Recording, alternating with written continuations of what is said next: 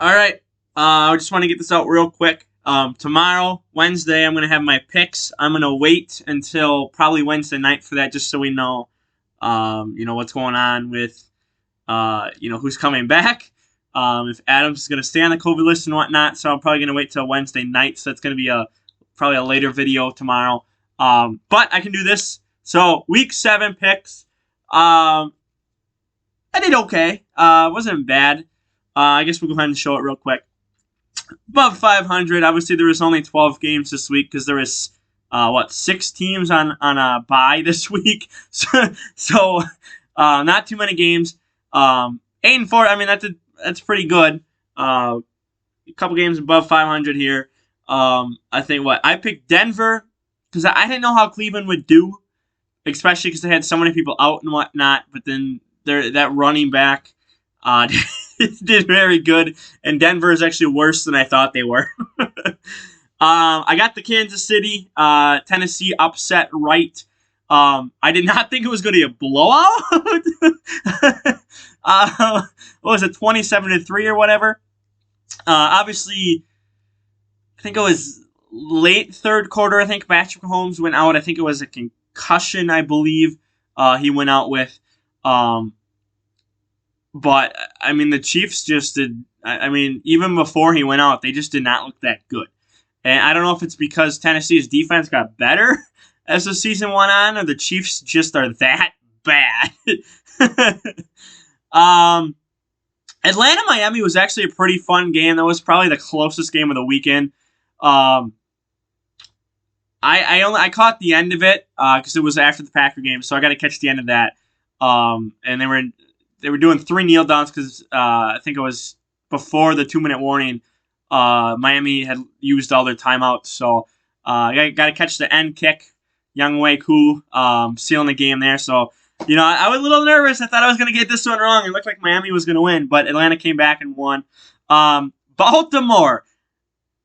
My God, I don't know what happened to this team. They go from blowing out the Chargers to getting blown out themselves. Now, I did say in my picks last Wednesday, I did say that I expected this game to be close. I said Cincinnati is probably going to be, in this game. I did not think that they would take control of this game in the second half and just blow out the Ravens. I did not think that would happen.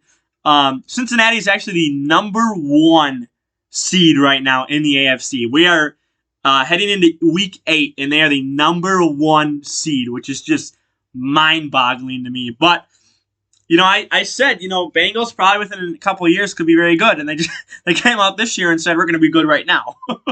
So, I was thinking of picking Cincinnati, but I just wanted to stick with my gut. I wanted to just stick with what I felt was the better team, but Baltimore did not show up, and they were not the better team.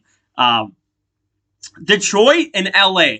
I kind of skimmed over this one. I don't remember talking a lot about this last Wednesday. Detroit almost won this game. There was an onside kick. There was 2 fake field goals, or not fake punts. Excuse me.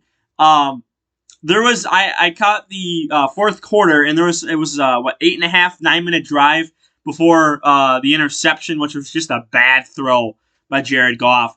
But Lions literally, they almost had this game. If it wasn't for the interception, I mean, they would have led, I think, by 2 or 3 points. And LA would have at least needed a field goal to at least tie or win the game. So, it was a pretty tough game the Rams had, which I was not expecting that. But the Lions really played. They're probably, they're a really good 0-7 team. They're probably one of the best 0-7 teams in the history of the NFL, honestly. Philly Raiders. I don't know. I want to talk about this game. I think Philly was looking very good in the first quarter and just kind of died off. I think that's because I want to touch on this game. I forget why. Houston, Arizona was scoregami. I know I don't talk about that a lot, but Houston had the first 5 points of the game and never scored again. So, you don't get too many scoregamis nowadays, but that's still cool to see. I think there was one last week, too. I forget. I think it might have been Baltimore and Chargers last week. But, scoregami's pretty fun, too. Chicago got blown out. Yeah, I got that game right. I thought the defense would keep them in this game, but there was, 5 touchdowns in the first half by Tampa. So it was not a good day for Justin Fields or that offense or their defense at all. So I saw that being a lot more close than what it actually was. Indy San Fran. This was another game I got wrong here. I didn't really watch. Well, I caught highlights after the fact.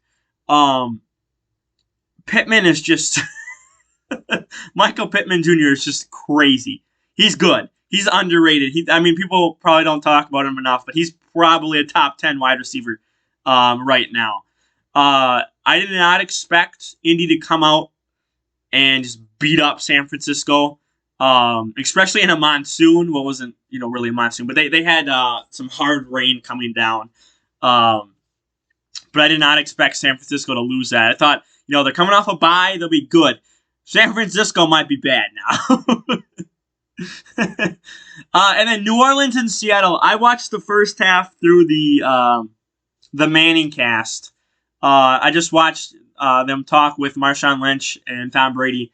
Turned it off at halftime because I was not interested. Ended up being literally every single point except for the final 3 points of scored in the first half. It was 10-10 at half, I believe.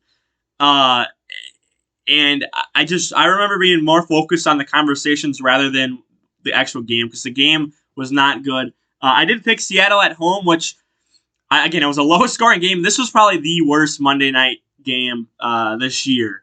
It just was not fun to watch at all. I'm so glad that they have the Manning cast on, though, because you can actually enjoy it. Marshawn Lynch was swearing a lot, which found out afterwards he wasn't supposed to. But if you have not seen that, that was real fun. I didn't watch the Drew Brees segment or Sue Bird segment again. I didn't watch the second half. I just, it was too much. Just watching a game like that where it's 10-10 at half and only 3 points are scored in the second half. It's not a fun day. Now there was rain, obviously, but both teams just did not look good. Which is surprising because New Orleans started out the year pretty good, and then they just died to the Panthers, and then they come back and start looking better, and then they just died to Seattle, even though they won. Again, both teams just do not look like contenders at all.